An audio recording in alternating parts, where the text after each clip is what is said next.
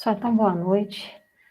Bom retorno aí para vocês, né? A gente, semana passada, deixei uma revisão para vocês fazerem, já que a gente não tinha praticado o nosso conteúdo de metodologias ágeis.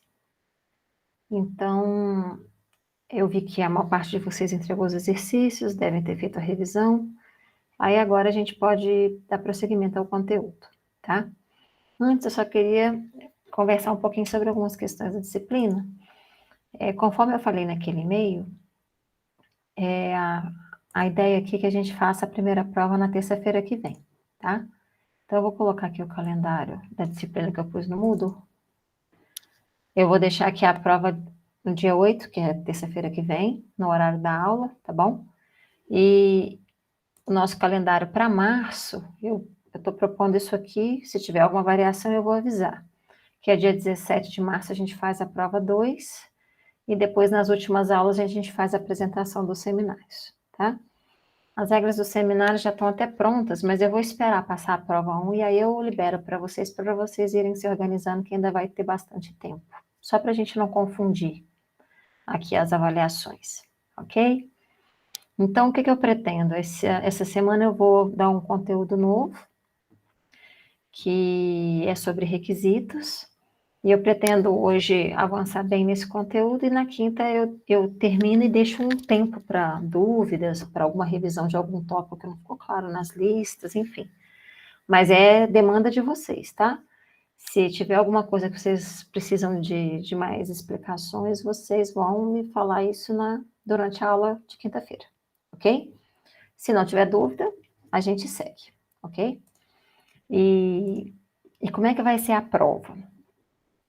A prova eu vou fazer do jeito que eu estava fazendo quando era o remoto, porque agora com essa resolução do UFV a gente segue remoto até o final do semestre, não é isso?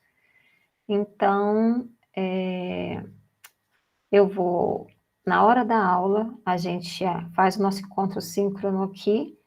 No momento que eu liberar a prova no Moodle, vocês podem baixar, fazem a prova manuscrita, escaneia e manda para mim ainda no tempo da prova, tá?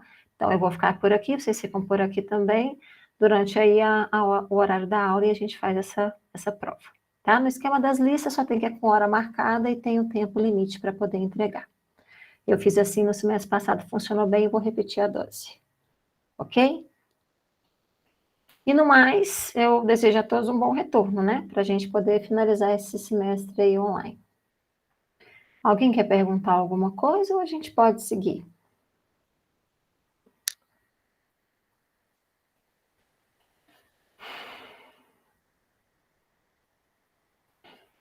Pode falar, Pedro. Esse novo conteúdo que vai ser passado agora, ele vai cair na prova? Essa prova ela é cumulativa com esse tema e os outros? Ou só os outros e não esse? Não, a gente vai incluir esse conteúdo dessa semana na prova de terça, tá bom? E eu vou liberar um exercício até no máximo hoje de noite, início da manhã de amanhã, que é para uma nova lista sobre esse tópico, tá bom? Só que eu vou deixar para entregar no dia depois da prova, que aí vocês utilizam para estudar, mas a entrega vocês entregam depois da prova na quarta-feira. É assim que eu pretendo fazer, tá?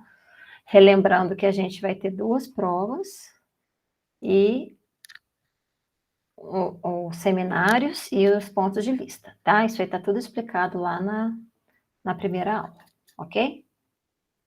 Então, essas listas de exercícios que vocês estão entregando vai contabilizar ponto. Eu vi que a maior parte entregou, mas nem todos entregaram. Quem não entregou, lembra que a gente tem 20 pontos de exercício, tá?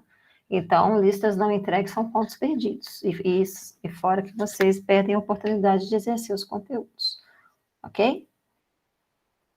Então, lembra, gente, quinta-feira a gente pode, então, tirar uma parte da aula para dúvidas. E, de qualquer forma, vocês podem acessar monitores. O contato dela está lá no Moodle, tá bom? Então, vamos continuar aqui, né? Se ninguém tiver mais nenhuma dúvida. Então, olha só, vamos só dar um retrospecto rápido aqui do por onde a gente já navegou, né? Nós introduzimos aqui na aula 1 e 2 a engenharia de software, depois falamos um pouco de processo de software, que são todas aquelas atividades que estão envolvidas no ciclo de vida do software, né? E os tipos de modelo de processo, o cascata, o incremental, o iterativo. Depois a gente falou de modelos ágeis, né? E as suas características, e aí a gente citou aqui alguns que são principais, tipo o Scrum, o XP e o FDD. Eu aqui não pretendo detalhar nenhum processo tradicional, porque a gente viu aqui em processos de software que a gente tem os métodos ágeis e os métodos não ágeis, né? Então, eu já expus essa diferença, detalhei os ágeis. O tradicional a gente vai ver na prática na engenharia 2, que é quando a gente faz um projeto e aí, pela natureza da disciplina, eu acabo seguindo um processo tradicional simplificado, que é o processo unificado, e aí lá vocês vão vivenciar isso melhor. Então, aqui eu não pretendo detalhar um processo tradicional, tá? Por isso que a gente vai ficar só nos modelos ágeis. Aí agora, qual que é a ideia, né? Agora a gente passa para falar um pouco sobre requisitos. Então, agora a gente vai pensar algumas coisas importantes relacionadas às atividades de desenvolvimento. Requisitos, vamos falar um pouco de modelagem de sistema, usando o ML. Depois a gente fala um pouquinho sobre projeto de arquitetura, gerência de configuração e teste. E finaliza a disciplina, tá bom? Então, hoje a gente vai falar sobre os requisitos. Eu expliquei mais ou menos o que era o processo de especificação de requisito quando a gente estava falando de processo de software. Mas agora a gente vai ver de uma forma mais detalhada o que é um requisito, por que a gente faz, quais são as dificuldades. Então, essa é a aula de hoje.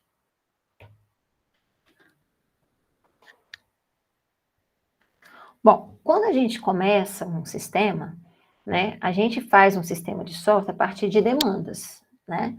Então, ou é um cliente que está encomendando um software para a empresa desenvolvedora, ou é um software que vai ser desenvolvido a partir de uma demanda de um público-alvo. Às vezes, por exemplo, uma equipe decide fazer um app, não tem um cliente formal, né? Mas a partir de uma demanda que ela identificou, essa equipe vai desenvolver o app, por exemplo. Então, assim, independente de qual é a história, sempre tem que existir demandas para esse software ser desenvolvido, né? O que ele tem que conter de funcionalidade, de restrições, como ele vai funcionar. Essas demandas são justamente os requisitos. Então, a primeira coisa que a gente observa no ciclo de desenvolvimento é realmente a questão dos requisitos, que é quando a gente vai fazer o que a gente chama de engenharia de requisitos. Então, quando a gente faz a engenharia de requisitos, a gente levanta e analisa os requisitos para depois, então, desenvolver o sistema, tá? O analista, e aqui eu falo muito de analista, porque, em geral, quando a gente pensa num papel dentro do desenvolvimento que faz essa engenharia de requisitos, é o analista, né? Mas em equipes pequenas, às vezes, a mesma pessoa que vai ser o analista também vai ser o projetista, o implementador, então existe aquela sobreposição que eu já comentei com você desses papéis, tá? Mas vamos falar sobre o papel. O papel de analista é aquele de tentar desvendar todas as informações possíveis na realidade do cliente ou na realidade daquele domínio para o qual o software se destina, para ele identificar quais são os requisitos, tá? Então, se ele estiver aí, por exemplo, lidando com um cliente, ele vai poder, de repente, acessar os departamentos, as pessoas, os clientes dessa empresa, sistemas que já existem, documentações que o cliente tem sobre as rotinas que ele pratica no dia a dia, e por aí vai. Tá? Existem várias formas de você listar requisitos, existem técnicas, existem entrevistas, existe pesquisa. Aí mais para frente desse capítulo a gente vai falar um pouco sobre isso, mas a ideia é o quê? É você identificar as demandas para o software que vai ser desenvolvido, ok? Então você tem que descobrir as funções que o sistema deve realizar e quais são as restrições que existem sobre essas funções, ou seja, como elas vão funcionar. Tá? Então, não basta só saber o que o sistema deve fazer, mas também como ele deve fazer. Então, por exemplo, se a gente pegasse aí um sistema de e-commerce de livros, só para simplificar, se a gente fosse fazer um levantamento superficial de requisitos, a gente pode identificar várias funcionalidades que ele tem que conter. Então, por exemplo, controlar a compra e venda dos livros, calcular o pagamento automaticamente, permitir o registro de danos aos livros, gerar relatórios de vendas, verificar a disponibilidade de livros em estoque e por aí vai, tá? Isso aí são só alguns exemplos.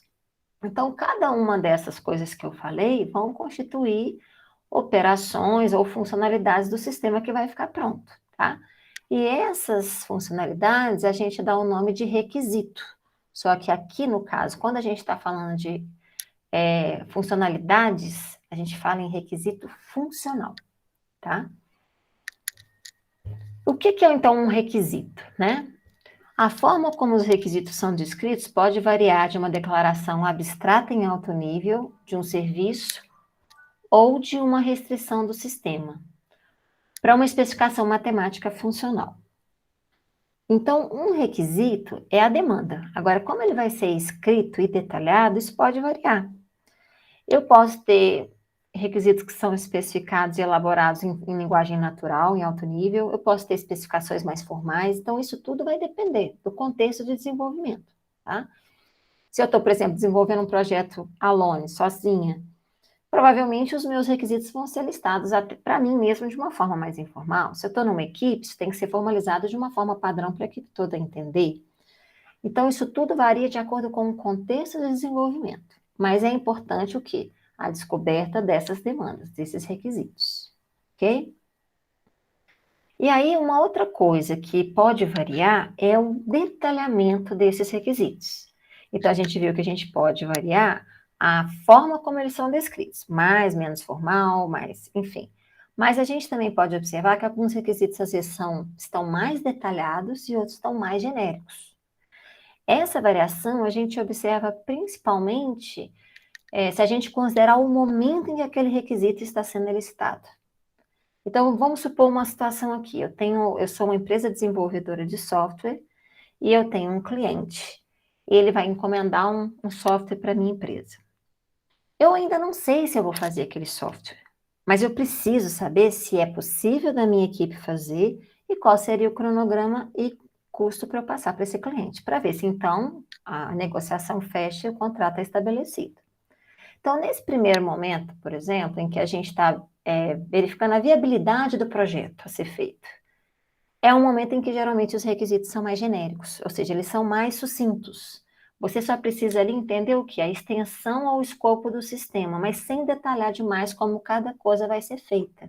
Porque se você perde muito tempo detalhando isso, e, por exemplo, o projeto não se concretiza, esse tempo de equipe quem paga, né? Então, em geral, no início a gente quer ter uma ideia do sistema para ter uma ideia do todo, do escopo, até para poder saber se é viável da equipe fazer e dar uma ideia de preço e de prazo para a gente poder estabelecer um contrato.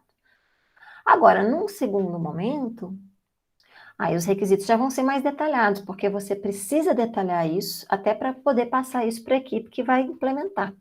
Então, as restrições, como cada funcionalidade deve ser feita, o que o sistema, como que o sistema atende às rotinas que o cliente às vezes já tem ali na regra de negócio dele, e isso tem que ser detalhado, mas às vezes vem num momento posterior, tá? Entendam, são os mesmos requisitos, mas às vezes eles começam mais genéricos e depois são mais detalhados, ok?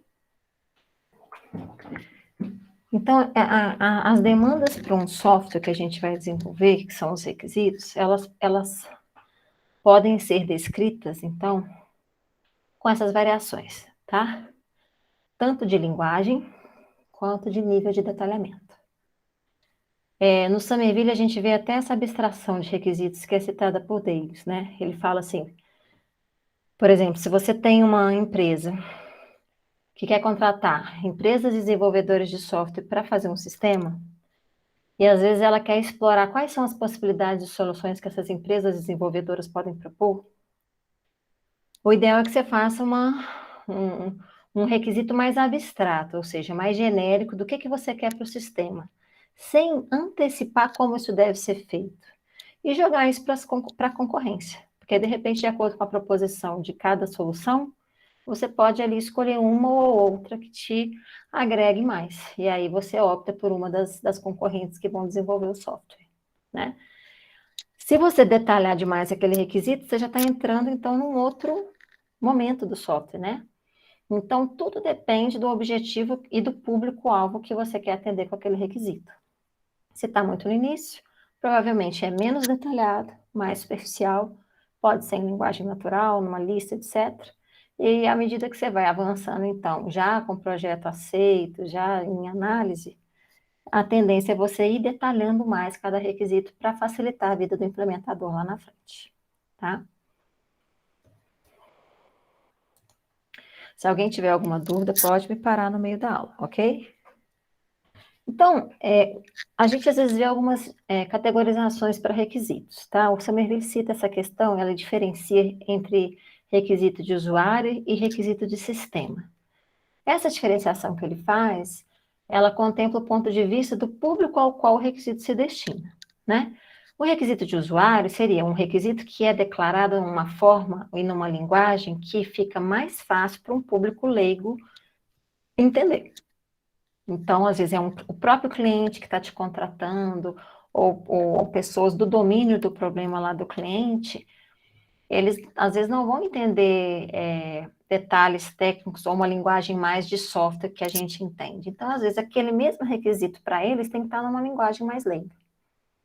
Quando a gente fala em requisito de sistema, a gente já está prevendo que é um requisito que já está melhor estruturado, com mais detalhamento, já voltado para o público qual? O público que é o próprio desenvolvedor que vai fazer o sistema. Porque ele requer mais detalhamento para poder implementar as funções no sistema, tá? Então, essa diferenciação seria do ponto de vista da linguagem, visando o público-alvo ao qual se destina o requisito. Voltando mais uma vez no ciclo, se a gente pegar, por exemplo, os requisitos lá no início, quando você está fazendo viabilidade de projeto, talvez eles estejam mais como requisitos de usuário. E à medida que o projeto vai ser feito e você tem que ir detalhando melhor, eles vão acabando ficando com um formato de requisito de sistema, porque aí você já começa a embutir ali detalhes que são importantes para a implementação. Ele cita aqui essa diferença, né? Então, ele dá um exemplo sobre um sistema que ele usa muito no livro, que é o MHC-PMS, que é um sistema de gerenciamento de cuidados de saúde mental de pacientes. Lá no livro ele tem a descrição certinha do que é esse sistema, mas é um sistema que daria suporte a uma rede de saúde voltada para cuidados de saúde mental de paciente. Então, ela envolveria controle de clínicas, de pacientes, de profissionais dessas clínicas, de medicamentos que são ministrados nas clínicas e por aí vai, tá? Só para entender o contexto aí desse sistema. Então, por exemplo, ele dá o exemplo aqui de um requisito que está no formato de requisito de usuário, né? O sistema deve gerar relatórios gerenciais mensais que mostrem o custo dos medicamentos prescritos por cada clínica durante aquele mês. Agora, do lado de cá, do lado da direita, ele já coloca uma especificação de requisito de sistema. Ou seja, é esse mesmo requisito, mas aqui já existe um detalhamento maior, que já é voltado, inclusive, para facilitar a implementação disso, porque o implementador precisa desses detalhes. Então, sobre o mesmo requisito, eu tenho outras informações. Que, por exemplo, no último dia útil de cada mês, deve ser gerado um resumo dos medicamentos prescritos. Após 5 meses do último dia útil do mês, o sistema deve gerar automaticamente o relatório para impressão. Que se os medicamentos estão disponíveis em diferentes unidades de dosagem, devem ser criados relatórios separados para cada unidade. Então, aqui, vejam, eu já estou detalhando o mesmo requisito, e aqui ele acaba ficando com muito mais cara de requisito de sistema, tá? De acordo com essa categorização aí do Somerville.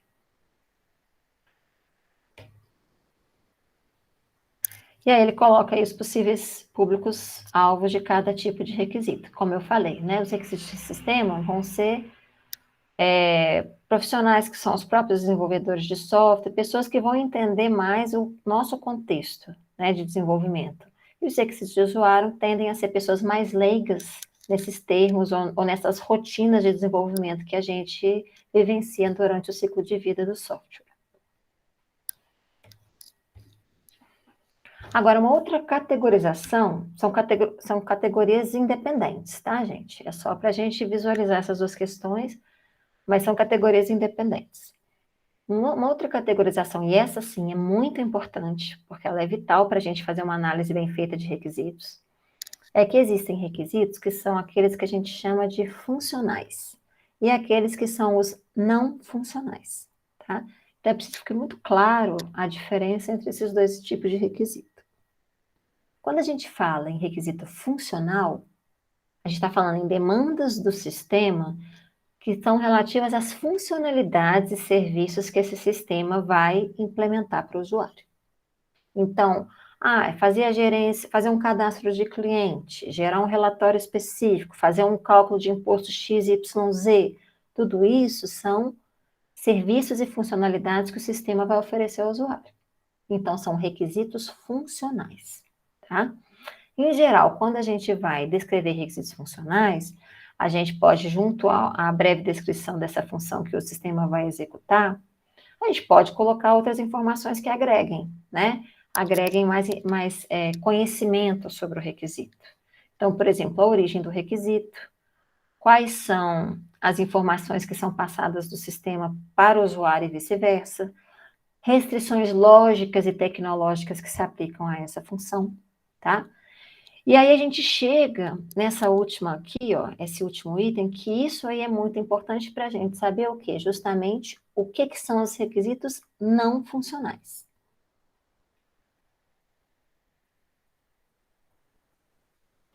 No requisito, o Pedro Emanuel está perguntando assim, então um requisito de sistema é um requisito funcional? Aí, por isso que eu falei que elas são categorias independentes. Nesse requisito de sistema aqui, o que faz ele ser de sistema é que ele está numa linguagem mais voltada para o desenvolvedor. Mas aqui eu posso ter tanto o requisito funcional quanto requisitos não funcionais, tá? Ou seja, eu posso ter coisas aqui que são restrições e posso ter coisas que aqui estão falando da funcionalidade em si. Então, uma classificação, ela independe da outra, tá? Não sei se ficou claro. Ficou? Por exemplo, eu poderia aqui, ainda assim, ter primeiramente a descrição de que deve ser gerado um relatório gerencial e dizer como é feito isso com todos esses outros passos. Então, eu teria tanto o funcional quanto os não funcionais, que são as restrições de como isso deve acontecer no sistema. Ok? Tá.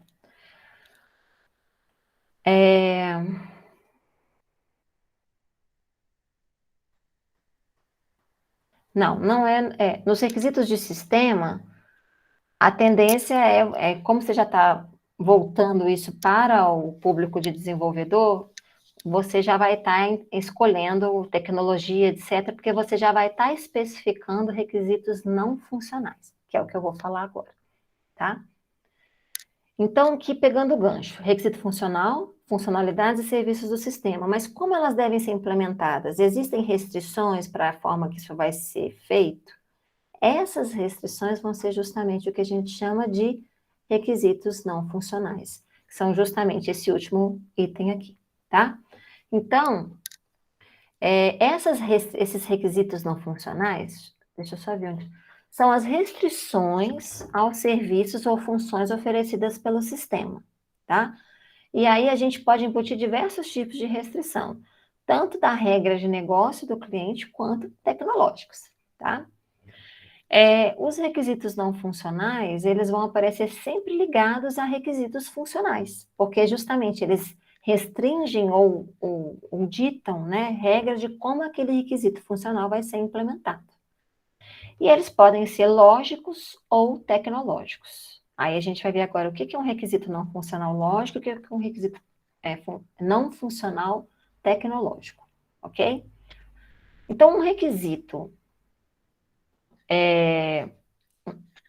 o requisito não funcional lógico, ou seja, que são as restrições lógicas, né, a um requisito funcional, é quando você vai especificar quais são as regras para aquela funcionalidade ocorrer, e essas regras são relativas ao domínio do problema. Ou seja, as rotinas do cliente. Né? Então, por exemplo, quando eu estou num sistema contábil, e eu falo assim, qual que é a funcionalidade? A funcionalidade é gerar o INSS do empregado. Então, isso é um requisito funcional. Mas qual que é a restrição lógica aí? A restrição lógica é que a gente não pode calcular o INSS de qualquer forma. Existem regras contábeis, inclusive por legislação, que vão ditar como é que você calcula esse imposto recolhido do funcionário. Né? Que vai ser 11% do salário bruto, ou vai descontar isso, vai adicionar isso no salário base para cálculo, etc. Essas restrições são do domínio do problema, ou seja, são do domínio de contabilidade. Então, isso são restrições lógicas. Então, são requisitos não funcionais lógicos do quê? Do requisito funcional cálculo do INSS, ok? Então, aqui ele dá um outro exemplo. Então, por exemplo, aqui, ó. Vamos supor que a gente ainda está falando ali de um sistema de venda. Vamos supor que no registro de uma venda, uma série de restrições lógicas poderiam ser consideradas. Entre elas, por exemplo, não efetuar a venda caso a operadora de cartão não autorize o pagamento. Isso é um pouco óbvio, mas não deixa de ser uma restrição. Ou, por exemplo, não efetuar a venda caso a venda anterior tenha sido cancelada devido ao endereço inválido, que ainda não foi corrigido. Isso não é tão óbvio assim. É uma coisa que é da regra de negócio do cliente. Nem todo e-commerce vai ter isso como premissa, tá? Então, isso aqui é uma restrição para como essa venda vai ser implementada. Outras restrições lógicas, por exemplo, a uma venda. Que tipo de pagamentos são permitidos por aquele cliente? Pelo cliente que eu falo, é a empresa contratante, né? Então, pelo e-commerce, digamos assim. Vamos supor que eu estou fazendo um sistema de e-commerce, o cliente ele só trabalha com Pix e cartão de crédito. Então, isso é uma restrição para a minha funcionalidade de venda. São coisas que são relacionadas ao domínio de problema daquele cliente, ok? Agora, as restrições, as funcionalidades também podem ser tecnológicas. Então, aí entra um pouco até da pergunta, né, que foi feita aqui, que é quando você tem restrições relativas à interface, a que banco de dados vai ser usado, a uma tecnologia específica que tem que ser usada em conjunto com o sistema que você está desenvolvendo. Isso são restrições tecnológicas. Tá? Então, por exemplo, se eu estou fazendo um sistema de supermercado e o módulo de registro de compras, ele só aceita trabalhar com determinadas máquinas de cartão, isso é uma restrição tecnológica ao quê? Ao registro da compra do cliente, que está comprando no supermercado, tá? Por quê? Porque dependendo da tecnologia, dependendo da máquina, às vezes as APIs, as interfaces entre os softwares vão ser diferentes. Então, você pode especificar isso. É uma restrição a como você está implementando aquele módulo de registro de compras, ok? Agora, no caso das restrições tecnológicas, é muito comum a gente ver restrições tecnológicas que às vezes são não relativas a uma funcionalidade só, mas são relativas ao sistema como um todo. Então, por exemplo, se eu falo que tem que ser um sistema mobile, é uma restrição do sistema como um todo. Se eu falo que ele tem que ter, por exemplo, autenticação para todas as funções, é uma restrição para o sistema como um todo. Então, quando a gente tem uma restrição tecnológica que é para o sistema como um todo, a gente só chama um pouquinho diferente. A gente fala que isso aí é um requisito suplementar, tá? Então, o que é o requisito suplementar? Nada mais é que um não funcional que restringe algo do sistema como um todo. Se é algo que restringe só algo relacionado a uma funcionalidade específica, é requisito não funcional, ok? Então, por exemplo, se eu tiver a funcionalidade de login no meu sistema. E aí o meu cliente exige que ela tenha um tipo de autenticação com uma criptografia específica. Isso é uma restrição tecnológica à funcionalidade de login, tá? Então, assim, são alguns exemplos que eu pensei aqui para mostrar para vocês. Tudo bem, gente? Até aqui? Alguma dúvida?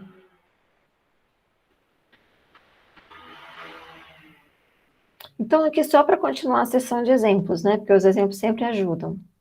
Se a gente fosse pensar, por exemplo, naquele sistema MHCPMS, né, que é aquele sistema de gerenciamento de cuidados de saúde mental, eu tenho aqui, por exemplo, 3 requisitos funcionais possíveis, né, que é a pesquisa de agendamento, lista de pacientes esperados no dia e uso autenticado do sistema.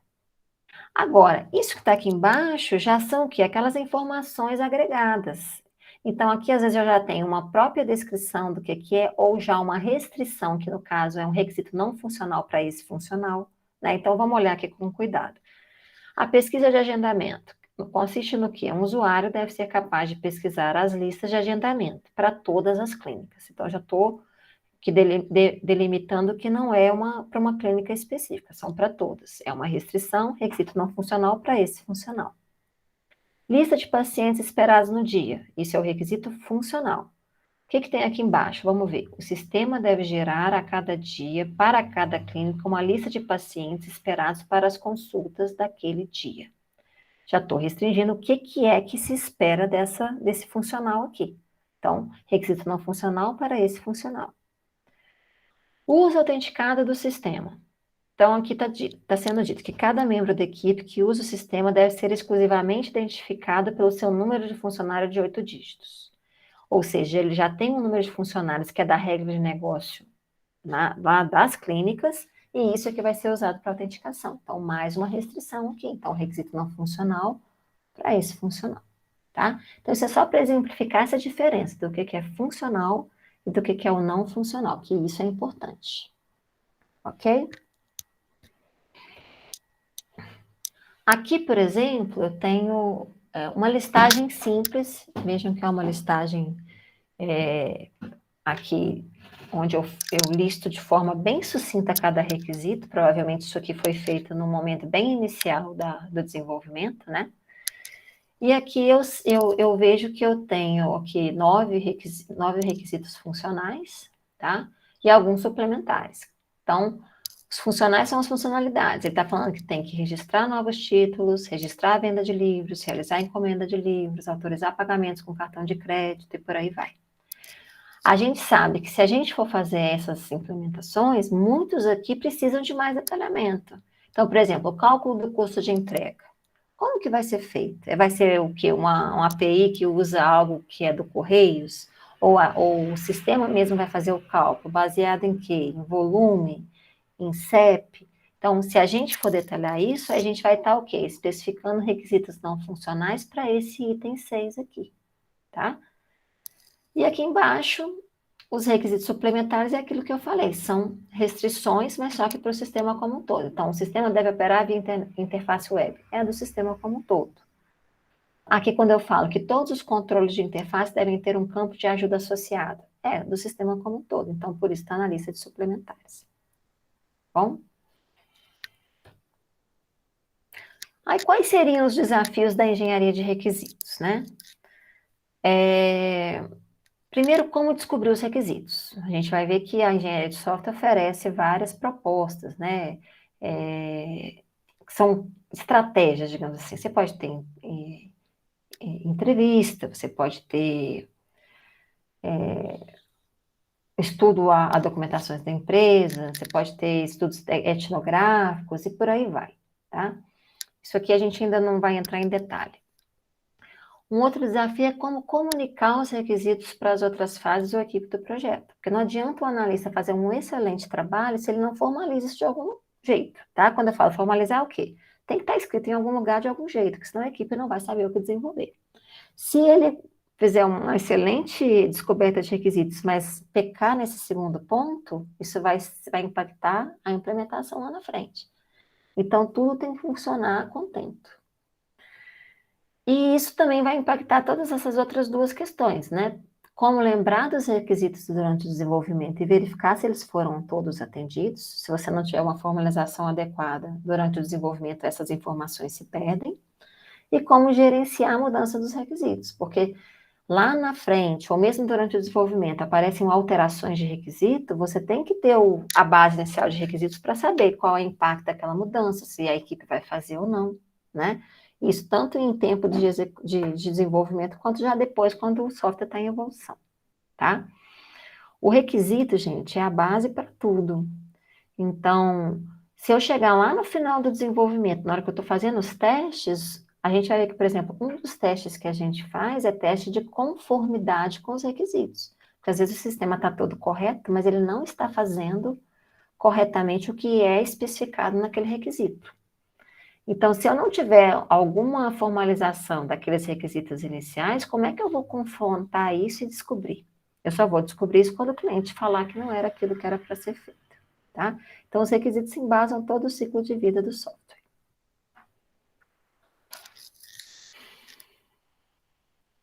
Um outro problema que a gente às vezes lida quando a gente está fazendo engenharia de requisitos é a imprecisão de requisitos, né? Porque a gente tem que lembrar que são humanos fazendo a licitação de demandas a partir de outros humanos. Existe uma coisa que se chama ruído de comunicação, interpretação, ambiguidade. Então, tudo isso pode impactar na hora de você especificar requisitos precisos, ok? E se você tiver imprecisão ou mesmo requisitos ambíguos, isso pode dar margem aos desenvolvedores lá na frente fazerem implementações incorretas, tá? Então, por exemplo, se eu estou falando que o sistema de gerenciamento de pacientes de saúde mental tem que ter uma pesquisa específica, mas eu não detalho, eu sou pouco precisa sobre como essa pesquisa deve ser feita, o implementador lá na frente às vezes acha que a pesquisa pode ser feita por uma palavra-chave, na verdade o que se espera é uma outra palavra-chave.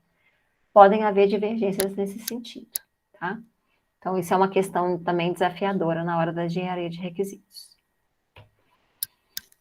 Integridade e consistência dos requisitos. De novo, como a gente está fazendo, né, uma licitação, geralmente são muitos requisitos, o que pode acontecer é que às vezes você vai ter requisitos conflitantes.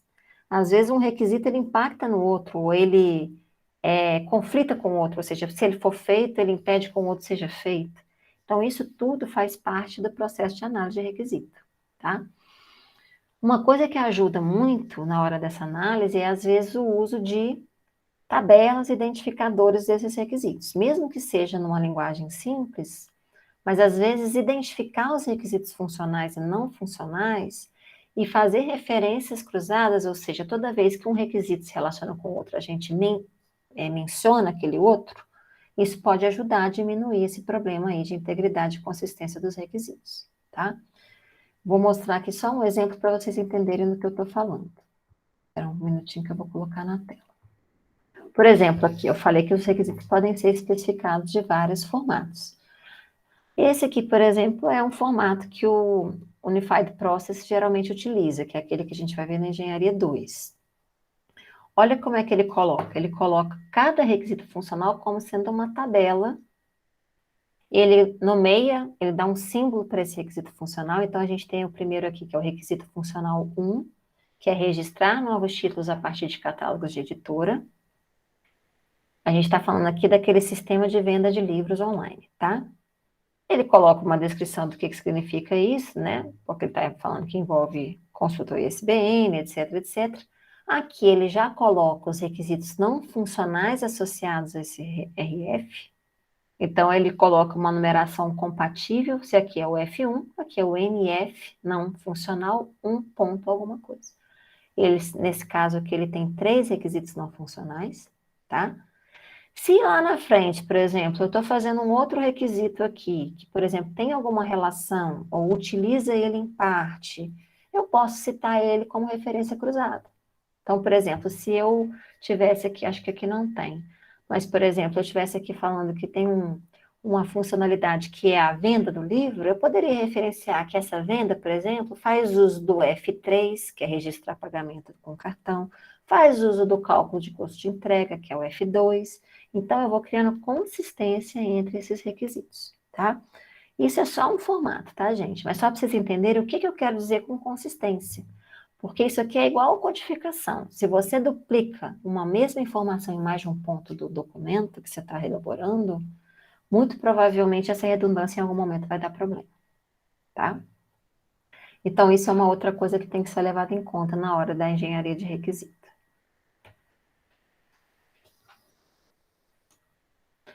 Aí o Somerville coloca, né, essa categorização dos requisitos não funcionais, que lembrando, são aquelas restrições para os funcionais.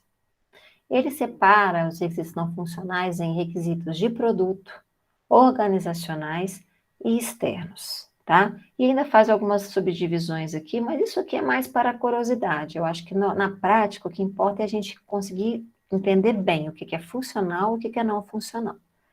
Eu vou só mencionar o que ele quer dizer com cada um desses 3 aqui do primeiro nível, que aí vocês, quando forem identificar os não funcionais, vocês mesmos vão perceber essas diferenciações. Mas é mais a título da gente entender que existe isso, né? Identificar que existe isso. Então, quando eu estou falando sobre um requisito de produto, é um não funcional, que ou seja, é uma restrição que está relacionada ao produto que vai ser entregue, tá? É quando eu tenho um requisito que especifica que o produto entregue deve se comportar de uma maneira particular. Por exemplo, velocidade de execução, confiabilidade, alguma restrição de carga, tá? Então, por exemplo, se eu vir e falo que é um sistema online e eu estabeleço, vamos supor aí, que vai ser um sistema sobrecarregado e ele tem que aguentar tantas requisições simultâneas, sei lá, tantas milhares, né, ou milhões de requisições simultâneas. Isso é um exemplo de requisito de produto, é uma restrição de funcionamento para o produto, tá? De performance, de carga, mas é um requisito de produto. O que seriam os requisitos organizacionais? São restrições que chegam para o sistema, mas que estão relacionadas com o cotidiano da empresa contratante, daquele domínio do problema de quem está contratando o software, tá? Então, geralmente, eles têm a ver o quê? Com políticas e procedimentos daquela organização que está contratando, podem ser padrões de processo usados, requisitos de implementação. Então, aqui, por exemplo, eu posso citar assim, ó. Vamos supor que cada funcionário já tem um número específico, que é um número que ele ganha quando ele é admitido na empresa. Esse número de identificação está no crachá dele. Ele é usado nas catracas de entrada, por exemplo, da empresa. Essas catracas são automatizadas e integradas com o sistema que está sendo desenvolvido para marcação de ponto, para saber se o cara entrou, foi trabalhar, que horas que ele entrou. E existe essa especificação de que tem que ser esse número que já é usado na empresa. Isso é um requisito organizacional, porque está vindo regra de negócio daquela organização limitar a forma como você está operando coisas no sistema, tá? E o que seriam requisitos externos? Seriam requisitos, né, não funcionais ou restrições que vêm do mundo externo, extrapola a organização que está te contratando. Então, aqui entra muito questões éticas, questões de lei. Se eu estiver, por exemplo, desenvolvendo um sistema contábil, né, que calcula impostos, quando eu tenho uma regulamentação que especifica como é que são as porcentagens de imposto de renda, como é que é calculado o imposto sobre o que o empregado ganha para ser calculado o FGTS, o INSS, isso aí a gente não cria isso. Isso vem de uma legislação que é muito maior, inclusive, do que a empresa, é federal, né? Então, isso é um requisito externo, é uma restrição que vem para o cálculo dessas coisas no sistema, mas que não depende de nada, depende de coisas externas, tá? Outra coisa que, por exemplo, vem, que é outro exemplo que encaixaria no requisito externo. Vamos supor que a gente está ali naquele sistema de controle de pacientes que a gente está vendo. A gente sabe que, por questões éticas, né, inclusive dos conselhos regionais e federais de medicina, você não pode ter acesso à ficha de paciente. Não, assim, o que eu quero dizer, não é qualquer pessoa o paciente não pode ter sua ficha, né, vista por qualquer pessoa, porque existe a questão da privacidade do paciente. Então, se é uma clínica que trata aquele paciente, ela tem que cuidar da privacidade dos dados desse paciente.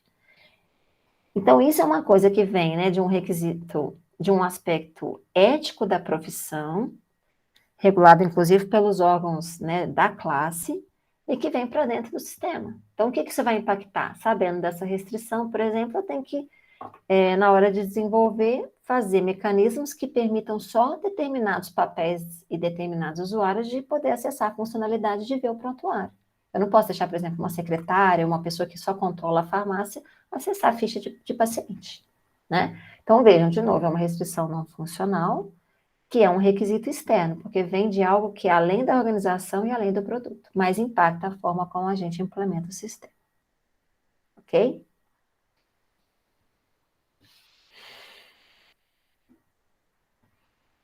Então, aqui só a título de exemplo, ele coloca 3 exemplos de cada um desses que eu citei relacionados ao MHC PMS. O requisito de produto seria o sistema estar ativo, né? De segunda a sexta, de 8h30 às 5h30, e quando ele, de repente, por eventual falha, parar de funcionar, ele não fique né, não funcionando por mais de 5 segundos, tá? É um exemplo um pouco óbvio, né? Porque a gente espera que um sistema desse fique no ar 24 horas, 7 dias por semana. Mas são coisas desse tipo, igual o exemplo que eu dei sobre requisições simultâneas. Eu posso falar algo relacionado à carga, a segurança, né, e estabelecer o que eu quero para o sistema. Um requisito organizacional seria que os usuários no sistema têm que se autenticar com seus cartões de identificação da autoridade de saúde. E um requisito externo seria implementar disposições de privacidade do paciente, tal como estabelecido esse cara aqui, que é provavelmente um relatório regulador diário ou algo do gênero, tá? Que é basicamente o que eu já tinha explicado. Ok, gente? Dúvidas até aqui?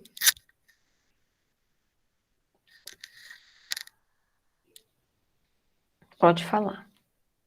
Professor, pode voltar naqueles requisitos? O último requisito, né, o externo, eu não entendi muito bem ele. O requisito externo é todo aquele requisito não funcional que existe não por causa da organização que está te contratando ou de uma exigência que ela fez para o produto, mas sim por causa de algo maior do que ela. Então, geralmente está ligado a atendimento de leis, a atendimento de aspectos éticos, e coisas do gênero, tá? Então, deixa eu ver se eu pego um outro exemplo aqui. Por exemplo,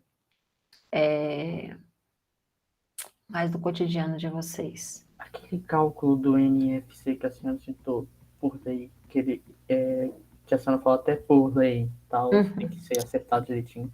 Ele seria um requisito externo, então? Seria um requisito externo, tá? Tudo, por exemplo, que vem via lei contábil ou fiscal, por exemplo, é um requisito externo. Então, é o exemplo que eu dei, por exemplo, quando a gente está trabalhando, né, já na iniciativa privada, e lá, na hora que vocês ainda vão passar por isso, né, porque a pessoa te faz a proposta de emprego, te fala o salário, mas o salário geralmente é o bruto. Quando você for realmente receber, você tem os descontos, né? Então, você tem o desconto do imposto de renda, que já é descontado em folha. Você tem o desconto do INSS, que é a Previdência, né? Então, como é que é feito, por exemplo? Vamos supor que você ganha 5 mil reais. Você não recebe os 5 mil reais líquido. Por causa das leis trabalhistas que existem no Brasil, e se você estiver, né, trabalhando em sistema de carteira assinada, o seu empregador tem que seguir aquilo independente se ele quer ou não. Então, se a lei fala lá que ele tem que descontar 11% do seu salário bruto para o INSS, na hora que o sistema está implementando essa rotina de cálculo de pessoal, ele vai descontar 11%, não é 12%, não é 13%, é 11%. Mas por quê? Porque é uma lei. A mesma coisa é o imposto de renda. Existe uma tabela, né? Dependendo de quanto você ganha, é aplicado 27%, 16%, 12%. Isso não cabe nem à organização, nem quem está desenvolvendo, isso é uma lei. Então, é também um requisito externo, mas por que é um requisito? Porque ele impacta a forma como você calcula aquela folha de pagamento. Entendeu? Então, isso que seriam os requisitos externos, são aqueles que impõem alguma restrição, mas vêm de algo maior, que geralmente é alguma legislação. Ficou claro? Sim. Ficou? Mais alguma coisa, pessoal? Ok. Então, quando a gente estabelece, né, requisitos não funcionais, a gente pode precisar de estabelecer, digamos assim, metas que possam ser mensuráveis, tá? Porque, por exemplo, se eu falo que assim, eu tenho, o meu sistema tem que ter um cálculo específico.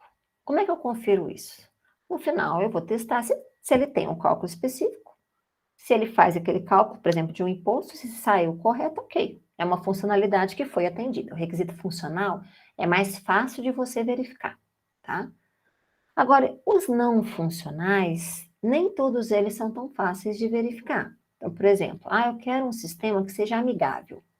Ou eu quero um sistema que seja robusto. O que é um sistema robusto? Que não falha. Ou quando falha, ele tem um sistema de voltar à falha rápido. Esse tipo de requisito não funcional nem sempre é tão fácil de você verificar. Porque o que é um sistema robusto? Ou o que é um sistema amigável, fácil de utilizar para o usuário? É uma coisa um pouco ambígua, concordam? Então, quando a gente fala de requisitos não funcionais, a gente pode estabelecer metas. Metas que sejam mensuráveis, ou seja, que a gente consiga medir lá na frente para testar se o sistema atendeu ou não aquele requisito não funcional, tá? Então, por exemplo, se a meta é que a intenção geral do usuário se a meta é que o sistema seja facilmente usável, o que seria possível medir para isso? Então, no próprio requisito eu já posso estabelecer, tá? Então, uma coisa que eu posso estabelecer é que eu vou estabelecer que para ele ser facilmente usável, ele tem que ter um campo de ajuda em todos os elementos da tela. Isso é uma métrica, porque isso eu tenho como contar. Lá no teste eu olho, tá tudo direitinho, tá tudo com help, né? Tem algum campo de ajuda associado? Se não, aí é uma forma de eu avaliar aquele requisito, se ele foi atendido ou não, tá? Por exemplo, teste de carga. É um sistema que eu quero que ele aguente uma carga específica de sobrecarga mesmo, de acesso. Então, eu posso estabelecer, eu vou estabelecer que ele tem que aguentar tantos acessos simultâneos, pelo menos. Eu faço um teste de carga lá no final, porque eu pus uma meta que é medível, né, que é mensurável. Então, essa parte aqui é só para lembrar dessa questão, que alguns requisitos não funcionais, para você saber se, primeiro para você especificar, né, para o sistema, e depois para você poder medir se ele foi atendido, ele tem que estar associado com alguma meta que seja mensurável. E aí, o ideal é que você já coloque a meta e como que você vai medir isso no teste, tá? Então, aqui ele está dando exemplo, por exemplo, de requisitos de usabilidade. O que é usabilidade? É o quanto é fácil de usar o sistema. O sistema deve ser de fácil uso pelo pessoal médico e deve ser organizado de tal forma que os erros dos usuários sejam minimizados. Isso seria a meta. A equipe médica deve ser capaz de usar todas as funções do sistema depois de 4 horas de treinamento. Bom, isso já começa a ser algo que pode ser medido, né? Porque você faz um teste, treina a equipe e vê se ela consegue ou não. Após esse treinamento, o número médio de erros cometidos pelos usuários experientes não deve exceder 2 por hora de uso do sistema. Aqui está uma coisa que é exata de ser testada, tem como ser testada. Então, aqui eu tenho a meta e tenho a métrica que eu posso testar lá no teste, tá? Para saber se eu atendi o requisito de usabilidade que foi especificado para o sistema. Então, isso é a título de curiosidade, né? Podem haver diversos requisitos não funcionais especificados para um sistema. A gente está dando alguns exemplos aqui só para vocês entenderem a ideia. Então, por exemplo, métricas para especificar requisitos não funcionais.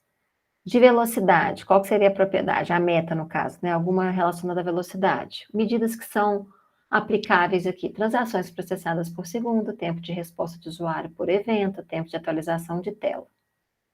Vamos supor, facilidade de uso. Que métricas que eu posso utilizar?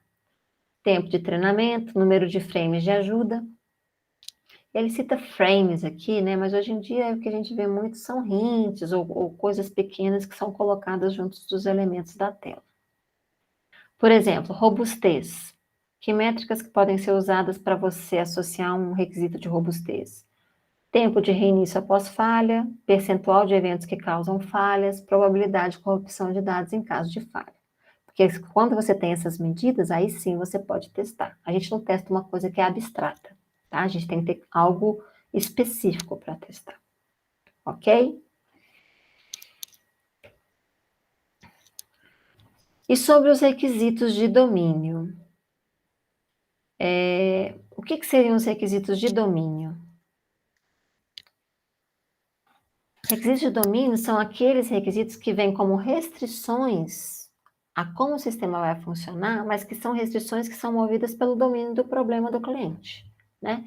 E que tem muito a ver com aquele que eu falei, que são os requisitos organizacionais, tá? Eles estão muito relacionados. Ou seja, aqui o requisito organizacional tá muito ligado a como a organização faz as coisas, né? Mas, vamos supor, qual que é a diferença sutil aqui? É que o requisito de domínio tem a ver com o problema que é o dia a dia ali daquele cliente que está contratando o software. Então, por exemplo, se eu tenho um software de automação, ele até vai dar esse exemplo aqui. É um software de automação que faz vários controles relacionados ao controle de um trem. Questões relacionadas à frenagem em diferentes condições climáticas têm que ser consideradas. Isso é uma coisa do domínio do problema. A gente sabe que se você tem chuva, se você tem menos atrito, isso vai impactar a forma como tem que ser frenado, tem que começar a frenagem antes. Se isso tudo é controlado por software, então a gente está tendo aí algo que é do domínio do problema, do trem, a frenagem e questões até físicas, né? Que vão impactar a forma como o controle tem que ser feito. Tem que ser embutido nesse software essas questões, né? Se está chovendo, se não está chovendo, se a frenagem tem que ter casos diferentes. Então, isso é um exemplo, por exemplo, de requisitos de domínio que vão restringir a forma como vai ser feito algo no sistema. Então, requisito não funcional, mas que é um requisito de domínio. Tem a ver com o problema que está sendo ali, que está relacionado ao software sendo desenvolvido, tá?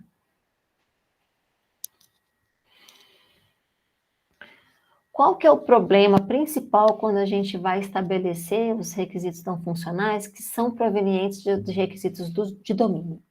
É que geralmente não é algo muito familiar para a gente que desenvolve, né? A gente, enquanto desenvolvedor, a gente passa por uma questão que é a seguinte: a gente vai desenvolver software para todos os tipos de domínio de problema.